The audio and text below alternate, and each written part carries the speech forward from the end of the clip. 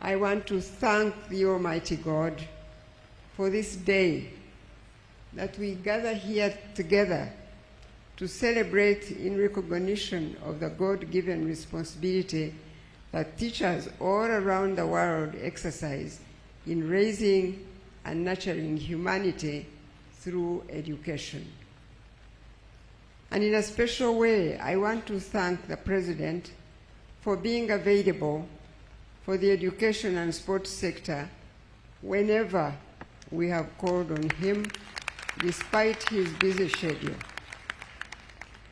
Your unwavering commitment to selfless service of our homeland is truly inspiring, and we deeply appreciate your continued support for the teachers' fraternity. 30 years ago, on the 5th of October 1994, when the inaugural World Teachers' Day was commemorated, the context within which the teaching profession was being practiced has very much changed compared to what we see today. This change has been orchestrated by socio-economic knowledge, information, technology, and demographic changes that necessitate a rethink of not only how the profession should be practiced, but also who should practice that profession. In an era that continues to press increasing demands on the teacher, some have opted to exit the practicing of this profession. On the other hand, some teachers have chosen to adapt to the dynamic context of the profession. But on a day such as this, we recognize the contribution by both past and present teachers with this hope that a new generation of teachers is also rising to carry on with a noble call. As is obvious to all of us, the current generation of teachers is neither the first nor the last we shall have as a country. There are those who have gone before you, whose voices from the ages past still ring as loud today. Those voices of the past teachers still ring as loud today because of the indelible mark they left on our lives when we were learners. They touched our parents or guardians, and we witnessed some teachers whose contribution has transcended the school community to touching an entire nation and nations. Therefore, in keeping with this year's World Teachers' Day, a theme that says valuing teachers' voices towards a new social contract for education, unquote, the voice of the teacher has immense influence that transcends the life of the learner and one's classroom environment.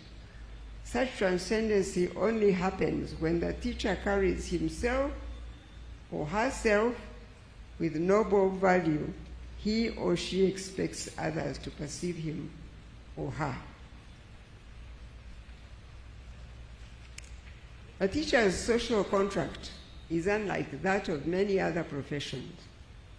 In fact, the unwritten expectations as part of the social contract of the teachers is what most in the community will use always to decide whether they should value this teacher's voice or not. One wonders why, in times past, the teacher who used to earn less compared with today's value of money was even less qualified in terms of academic qualifications, yet was held in high regard by society at the time. Part of the answer lies in the extent to which the teacher of old used to live to the expectations of the society in which one worked or lived, starting with school itself. As I said earlier, though the context within which the teacher conducts his or her calling has kept on evolving, the basic expectations society has of a teacher remains unchanged. Expectations like teacher presence before the learners, a role model in conduct or behavior, and a protector of one's learners are some of the virtues that we all hold dear to when we think of the exemplary teacher. Therefore, an area that the teachers' voices need to inquire further about has to do with what can the teacher do to regain and retain the high regard society has of this profession. And such introspection can only start with the current generation of teachers. As much as policymakers can do what is possible within their means to improve the outward form of teaching profession, there are issues of the heart of the teacher that only the teacher knows and can address. For example, when the teacher is not available to his or her learners is fundamentally a heart issue. There are teachers who are absent from the school, and those who are present in the school but absent from the classroom. Yet they are being duly paid by their employer. Well now, if you are absent, you know it yourself. And you also know that you are absent but still picking your pay at the end of the month. This is a heart issue that only the inner voice, the conscience of the teacher can correct. In the meantime, everyone around you, starting with your own family and the learners, know that you ought to be in the classroom teaching, but you are not there. To such people, the voice of the teacher will not have the same valuable influence because a social contract, what is expected of the teacher, has been violated. And even when you stand before them to talk, they'll be asking questions because they see a contradiction between what they expect their teacher to be in terms of conduct and what is before their own eyes. This is a day when we do not want to talk about mistakes or issues such as those I'm addressing. But I think it's only right and true to talk about these when we have an opportunity of a gathering like this of teachers and those who serve them. So please allow me to touch on these weaknesses that we have amongst our teachers. An area that the times we live in require the voice of the teacher is to become the role model of values and morals in society. Nowadays, there is a lot that is considered relative and subjective, and the young hearts and minds of our generation are the target of such forces. During school time, the learner spends 3/4 of his day in school, as you all know. This means that the adult interacting with this child most of the time, in the absence of the parent or the guardian, is that child's teacher. By implication, the child is looking up to the teacher as one would to a parent, because that's the parent that is present in that time. So if the learner is in school, the teacher's voice is the parent's voice that the learner has around. Therefore, part of the social contract that is precious in the sight of the Almighty God that has called you to this noble profession is that you become like a parent to the learners that have been entrusted to you. This kind of expectation that the learner and parent have of the teacher as part of the social contract will not be found written in your employment letter or the laws and regulations governing the teaching profession. But we know that the teachers of the old times, whose voices have transcended their active service in the profession, have achieved such acclaim because they role modeled parents to their learners. It is with this lens that society weighs the teacher they see today against the teacher they used to know. Therefore, it is within the power of the current generation of teachers to restore the high regard society had of the teacher as it ought to be.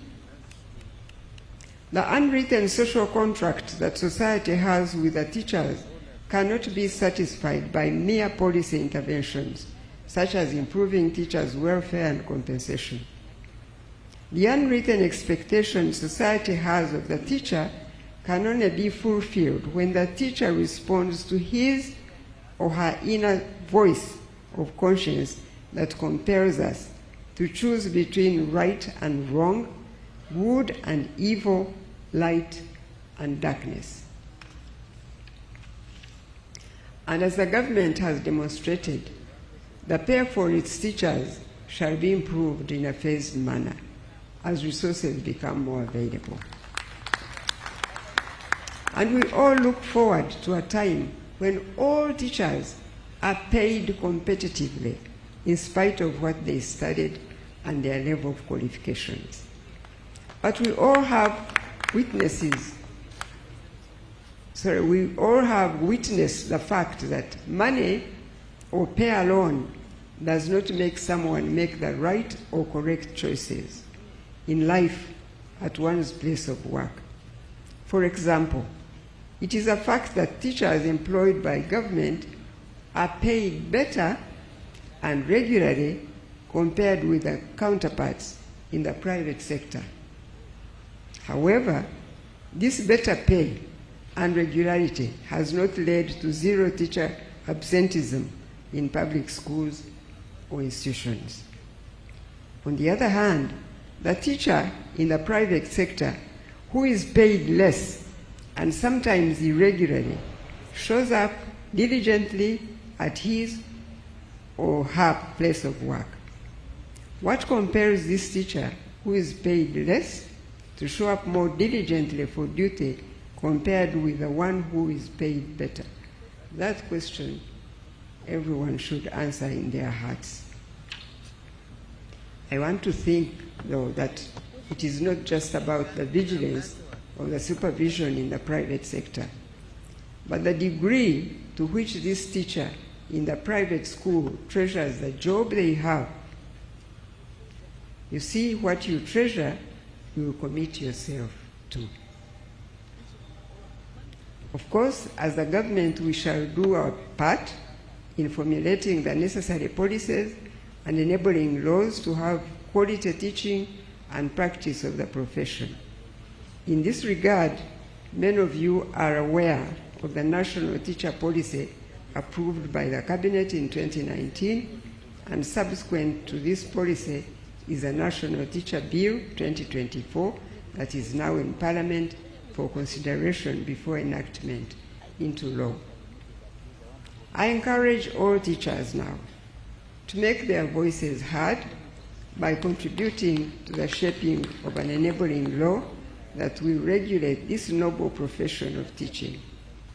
It is in your best interest to have safeguards in place for your profession to ensure that the right persons join it, that the profession is practiced in accordance with the expected standards, that those who go astray are also corrected appropriately, but also have provision to let go those who disregard what the profession really stands for. As I said earlier, the context in which the teaching profession is practiced has changed rapidly over the last 30 years. And there is enough evidence to show that this rate of change is not going to slow down any sooner. Therefore, as your voices air out your perspectives, I urge you to look to where we are and where we're going as a country. Do not get stuck in the past or present. You should ask yourself the question, what kind of country do I want to see? And what sort of teacher can help design that future we would like to see?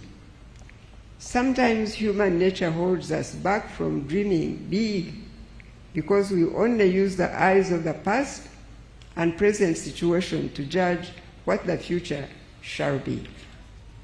Our voices, and indeed that of teachers, have words, and words have creative power, for either good or bad.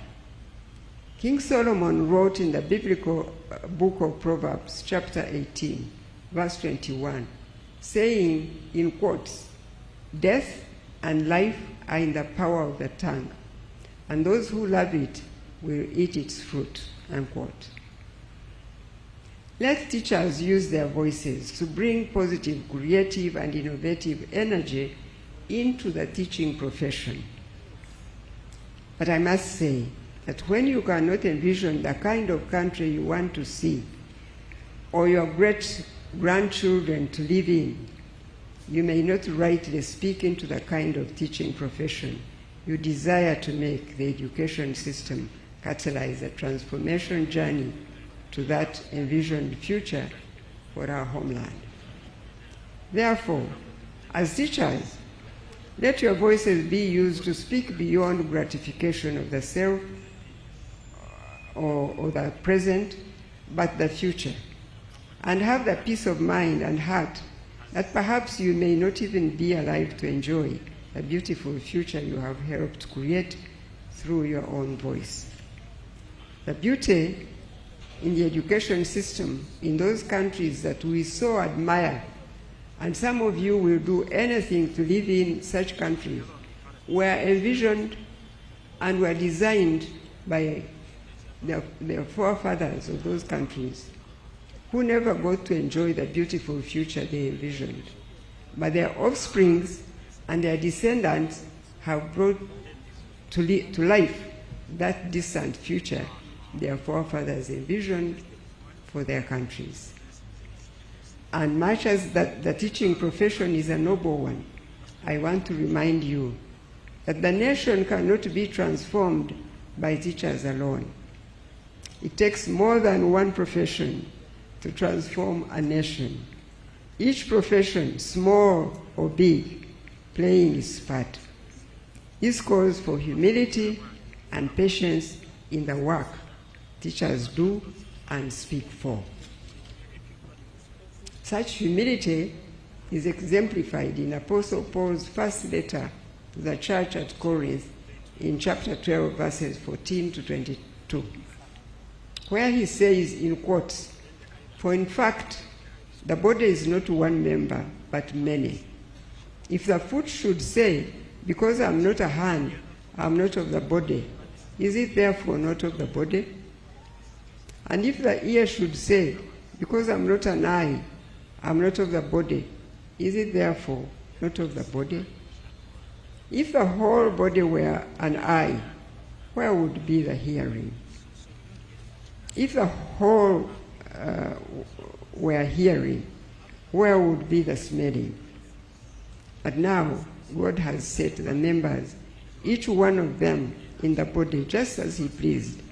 And if they were all one member, where would the body be? But now indeed there are many members, yet one body. And the eye cannot say to the hand, I have no need of you. Nor again the head to the feet, I have no need of you. No, much rather, those members of the body which seems to be weaker are all necessary. I say this because there continues to be agitation about the delay in raising the pay for all teachers vis-à-vis some categories of public servants. Trust me, this government is committed to improve the welfare of all employees, but the resources constraint does not allow everyone to be brought on board at the same time.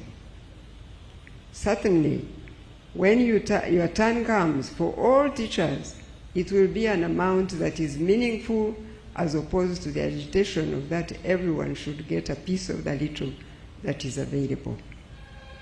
If that were to be the case, the little that you would get would be meaningless to all of you, and then you would all be in the same situation that we are trying to lift out everyone, but one at a time. In conclusion, I have no doubt in my mind that the government is committed to fulfilling its part of the social contract with the teacher. Likewise, when each teacher resolves in their heart to listen to that inner voice, to fulfill one's part of the social contract for education, we shall witness a turnaround in the quality of our teaching and learning in this country. It is then, and only then, that the teacher's voice shall the kind that transcends the current times and seasons, the classroom and the school community, to touching the entire nation, to the glory of God. Now, I do not want to end without thanking God for making Ireland a blessing to Uganda.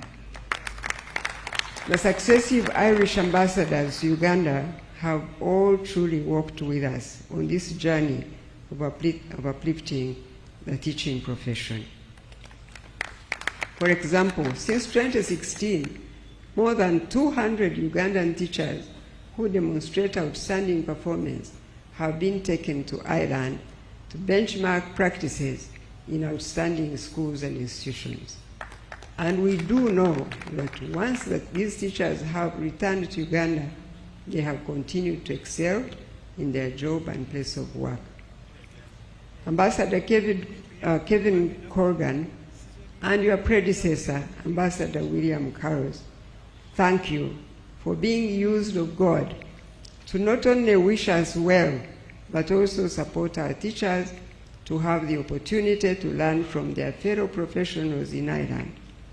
And I want you to convey our appreciation to the teachers who have been willing to come from Ireland, who came from Ireland many years ago and were willing to come to Uganda and work in our schools and institutions for a long time.